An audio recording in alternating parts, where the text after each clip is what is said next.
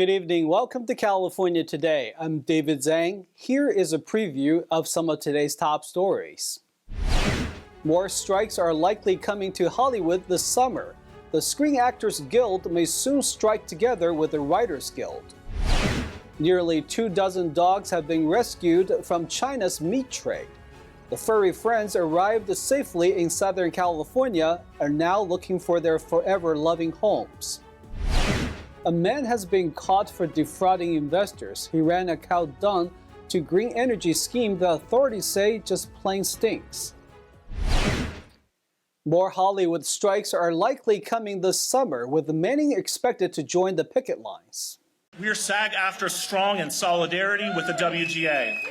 That solidarity may soon lead to striking together. More than 300 members of the Screen Actors Guild have signed a letter obtained by Rolling Stone, saying that they'd rather go on strike than compromise on important issues. Among those who signed the letter, Meryl Streep, Jennifer Lawrence, Rami Malek, Julia Louis-Dreyfus, Ben Stiller, and Amy Poehler. The Screen Actors' contract with the studios expires Friday. The Writers Guild has been on strike since May 2nd. As the Hollywood writers continue to strike, small businesses in LA and beyond are taking a hit. Florists, caterers, costume suppliers, and others have seen orders dwindle. And it's unclear how long the walkout will last. NTD's Andrew Thomas has the latest. Before Hollywood writers walked off the job in early May, Prop House History for Hire filled an average of 53 requests a week. But the Writers Guild of America strike has halted many film and TV productions. Even though there is a strike going on and there's a work stoppage, it doesn't stop my staff's rent. It certainly doesn't stop my rent. It doesn't stop our utilities. It doesn't stop our cost of living. Weekly orders this year now average 26. Elia says revenue has dropped 60%. The biggest toll of a strike, of course, is the human toll, and it is the amount of people that they get marginalized, which is horrible. I mean, everybody in this business is important, above the line, below the line, and those of us that work below the credits, that we run small businesses. Dozens of scripted television projects would usually be in production for the fall broadcast season.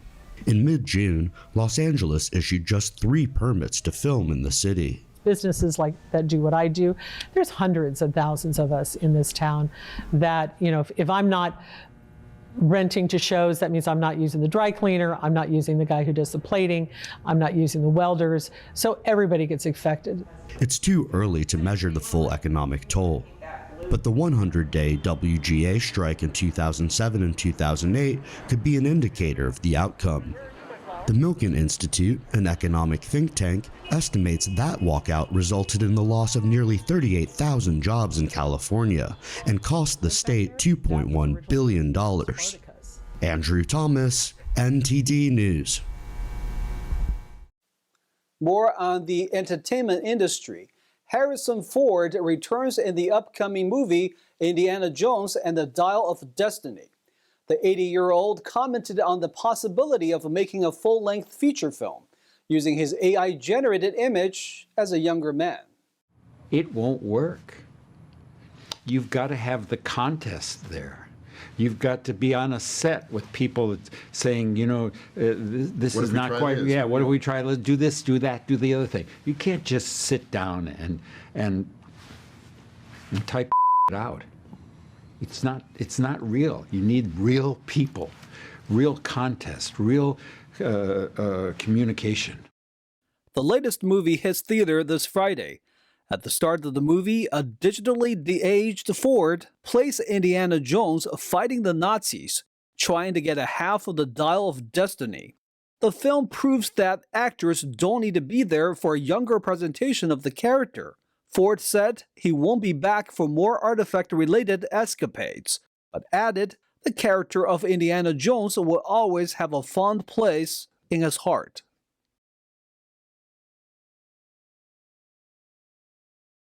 Also in LA, one local nonprofit is doing all they can to help rescue dogs from around the world. With their unconditional dedication and compassion, these dogs are given an extraordinary opportunity. NTD's Christina Corona has more from Los Angeles. On Tuesday, nearly 24 dogs were rescued from China's meat trade, and they have safely arrived here in Southern California. Rue's Kennel in Inglewood is their first destination before heading to their forever homes scattered across different locations in the United States. We spoke with Jill Stewart, the president and founder of China Rescue Dogs and Rue's Kennel, who says their goal is to rescue and rehabilitate dogs taken from China's meat trade. We just had 20 dogs arrive from China late last night. As we all sadly know, that Yulin Dog Meat Festival is happening as we speak. These dogs, in collaboration with SPC International and WeatherTech, we decided to bring these dogs and save 20 or 30 more dogs during Yulin. In the most recent Freedom Flight, a group of 16 golden retrievers, 2 corgis, a poodle, and a malamute were transported to safety. And so we work with partnering shelters, we work with partnering rescues, and they help us collaborate. We have 4 shelters in China, and the dogs meet all the requirements, quarantine, vaccinations, everything that they need to be compliant to come into our country. The consumption of dog meat is common in many countries, but not everyone in those countries support the practice. In China, most people don't realize it's the #1 country in the world for brutality. There are no rights for animals. You can brutalize an animal on the street. You can skin it alive. The police have quotas. Many animals of this size cannot even be on the ground. They cannot go outside. They don't meet that. When Jill started her nonprofit organization in 2019 with the mission of rescuing dogs, her goal was to help save dogs all throughout China. And to date, we've saved 2,300 dogs from China. Inglewood Mayor James T. Butts Jr. told us, had these animals not been rescued, they would have suffered a very gruesome fate from where they came from in China. Well, I mean, they're different cultures, and dogs are seen differently. And these beautiful animals, as you can see, they're meant to give love, comfort, and to live good, productive lives.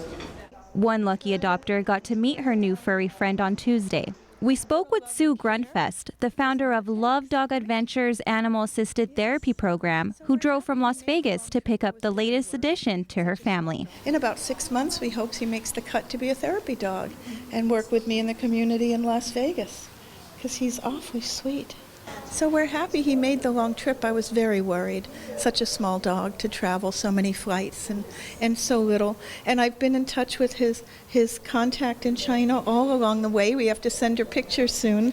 She was very concerned for him and took very good care of him. We are so pleased with the care. Christina Corona, NTD News, Los Angeles. Cow manure from beef and dairy farms produces gas known to affect our environment. It can be a very lucrative business idea to find a way to harness gas emissions by turning cow waste into clean green energy. However, a California man was caught for defrauding investors by running a cow manure to green energy scheme that authorities say was nothing more than just a pile of manure. 66-year-old Ray Brewer of Porterville was sentenced Monday to 6 years and 9 months in federal prison in a years-long scam that conned investors out of $8.75 million. According to the U.S. Attorney's announcement, Brewer ran a scheme from 2014 through 2019 in which he claimed to be building anaerobic digesters at dairies in California's Fresno, Kern, Kings, and Tulare counties and in Idaho. Anaerobic digesters use microorganisms to break down biodegradable material and turn into methane that can be sold and that also provide the producers with tax credits for producing green energy. Brewer told investors he would turn cow manure into methane while they would receive 66% of net profits and tax incentives. However, court papers show that business never broke ground on building even one digester. Instead, Brewer used the money to buy a 3,700 square foot home, a new Dodge Ram pickup truck, and 2 plots of land, each with over 10 acres. Brewer had moved to Sheridan, Montana, and assumed a new identity before he was finally arrested. We'll take a short break now, but here's a look at what we have for you when we come back. Southern California's Marine Mammals Center says they are overwhelmed with sick animals washing up on shore. Biologists tell NTD that a toxic algae bloom is to blame. A cold case from 2 decades ago is now recently solved. Southern California authorities say DNA testing helped identify the victim and her family. Those stories and more coming up on California Today.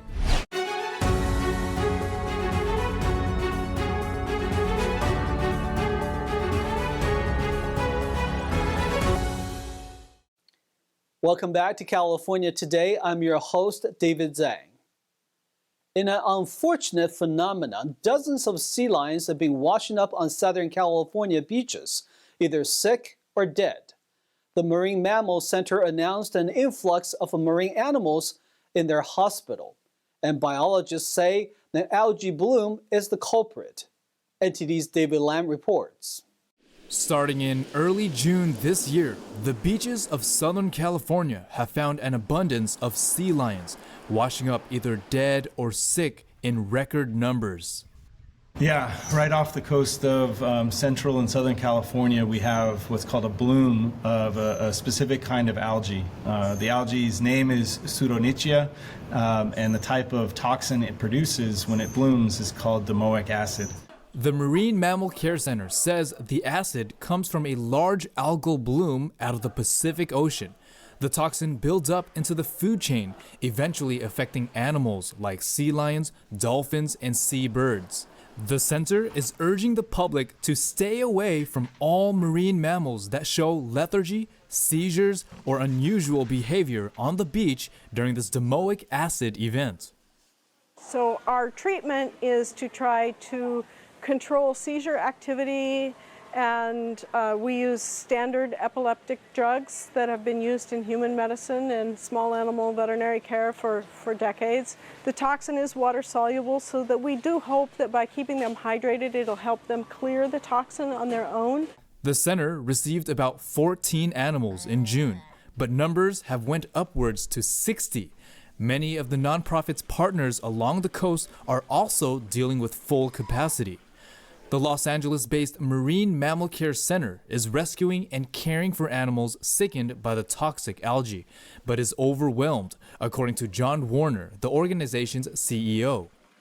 Many of the animals aren't washing up and might die and sink to the bottom of the ocean floor. So it's impossible to know the full extent. What we do know is that this is a severe event at the moment. We have documented thousands of dolphins and sea lions stranding and or washing up dead in Southern California.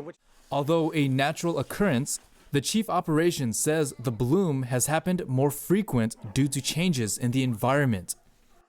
We have added more nutrients into our water through urban runoff, agricultural runoff.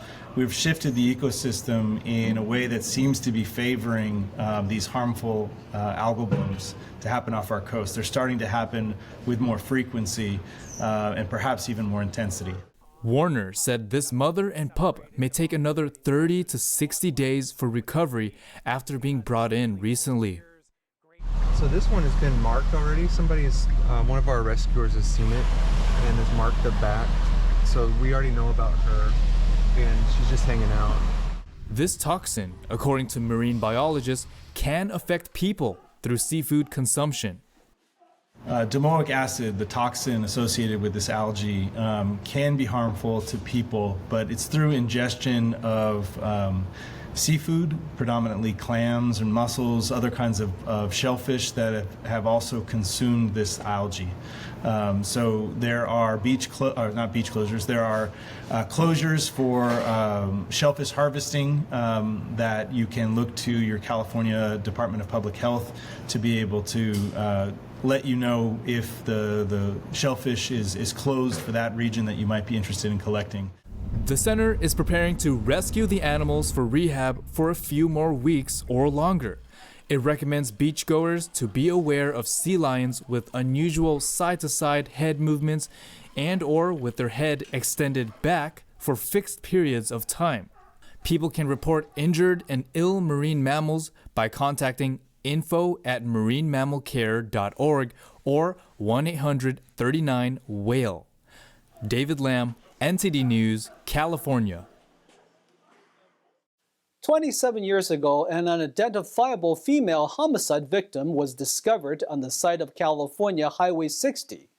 Detectives initially used the forensic artist from the Riverside County Sheriff's Department to develop a sketch of her likeness.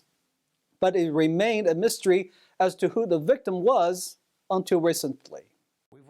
A cold case victim from 1996 has recently been identified as Juana Rosas Ziguel of the Los Angeles area.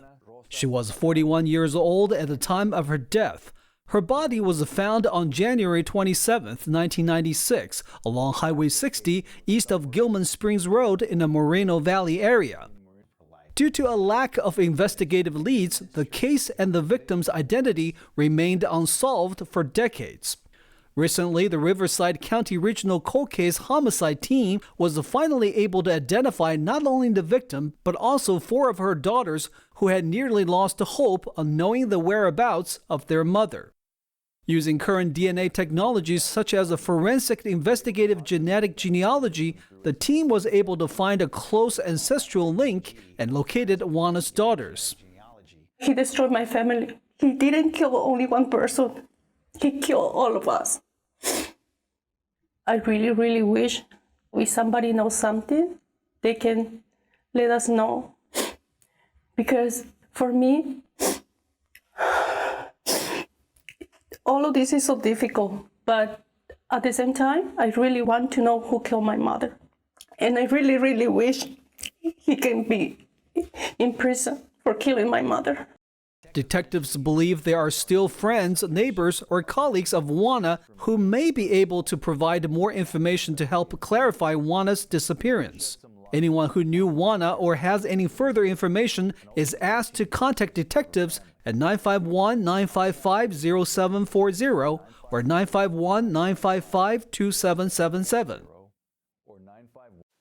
San Diego is going to ban homeless encampments. Supporters think it's a win-win ordinance for both homeless and residents, but opponents believe it will create confusion and can't be enforced. The San Diego City Council voted 5-4 on June 13th to pass a homeless encampment ban. It prohibits unhoused people from camping in public spaces. The goal of the ban is to protect the homeless from violence and drug overdoses, the public's health from diseases, drug exposure, violence, indecent exposure, and fires which can erupt in encampments. According to the new ban, homeless individuals will be given 3 opportunities to accept shelter. If they refuse a 3rd time, they will be arrested and jailed. Opponents said the ordinance plan was not thorough and the city has no resources to enforce it. Councillor Kent Lee shared concerns with how the ban may create confusion and push encampments into further remote spaces. He believes the city should be focusing on creating more shelter spaces and housing. The San Diego Regional Task Force on Homelessness reported there are currently 10,000 homeless people in San Diego County. Half of them are in transitional housing or in an emergency shelter. According to officials, the city plans to spend over $200 million in 2024 on homeless shelters, programs, services, and prevention. Now let's check in with NTD's Carlos Reyes for our sports roundup.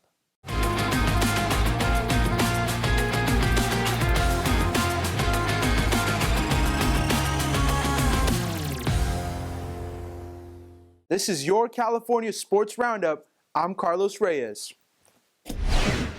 Shohei Ohtani hit 2 home runs, struck out 10 in 6 innings, and lifted the Los Angeles Angels to a 4-2 victory over the Chicago White Sox on Tuesday night in Anaheim, California. Ohtani finished 3 for 3 with a walk in 4 plate appearances. He took a shutout in the 7th inning before exiting with a cracked fingernail. Though he was out the game as a pitcher, Ohtani remained the designated hitter and socked his 2nd homer in the bottom of the 7th, giving him a major league leading 28 long balls. The White Sox got a run in the 9th and had the bases loaded with no outs before Carlos Estevez struck out Sebi Zavala and got Elvis Andrus to hit in a double play to earn his 20th save. Eloy Jimenez had 3 hits for Chicago. Meanwhile, Michael Kopech gave up 2 runs and walked 7 in 4+ innings. Thairo Estrada hit a 2-run double, Alex Wood pitched 5+ effective relief innings, and San Francisco extended its road winning streak to 10 with a victory in Toronto. Patrick Bailey hit a go-ahead double in the 5th inning for the Giants, who won for the 13th time in 15 games. Toronto starter Kevin Gausman, a former Giant, took a tough luck loss after allowing 1 run, 3 hits, and 1 walk in 6 innings. He struck out 12. Giants right-hander Ryan Walker served as the opener and pitched a scoreless inning. He was replaced by the left-handed Wood, who allowed 5 hits and no walks while striking out 7. Giants 3, Blue Jays 0. The San Jose Earthquakes fell to St. Louis City SC 2-1 on Saturday night at PayPal Park in San Jose. The result sees the Quakes fall for the first time at home in the 2023 MLS season, snapping a 9-match home unbeaten streak and a 12-game undefeated record at PayPal Park dating back to August 3rd of 2022. After conceding a goal at the end of the first half, the Earthquakes found the back of the net in the 47th minute from Ramiro Monteiro. Midfielder Jackson Ewell slotted a through ball for Monteiro to fire into the bottom right corner. St. Louis would successfully convert a penalty kick in the 58th minute to eventually win the match. Head coach Luchi Gonzalez shared his thoughts about the team's upcoming match post-game. We want to win every game here at home and show our best every moment, home or away. So I'm happy with the fact that we performed in a very protagonist way. I felt like from the first whistle, we were on the front foot. We were creating things forward. We were pressing well. We were covering the ball. We weren't really creating shots in the first half, even though we were in and around their box. Galaxy now, yeah, okay. After the game, it's I'm glad to learn lessons, that things that we can improve and we can control with owning it and working on it in training and in video and doing something about it next against Galaxy. The Earthquakes now host the LA Galaxy in the 97th edition of the California Clásico on Saturday, July 1st. That is it for today's Sports Roundup. Thank you for watching. I'm Carlos Reyes. Thanks, Carlos, and that's all we've got for you tonight. We would like you to join us again on California Today every weekday at 8 p.m. Make sure to check out our broadcasts at ntd.com/California-today. You can also find all of our top latest clips there, ready to share with friends and family. Send us a message on Facebook, Twitter, Instagram, Ganji World, or through our email, california.today@ntd.com. I'm David Zhang. Have a wonderful evening.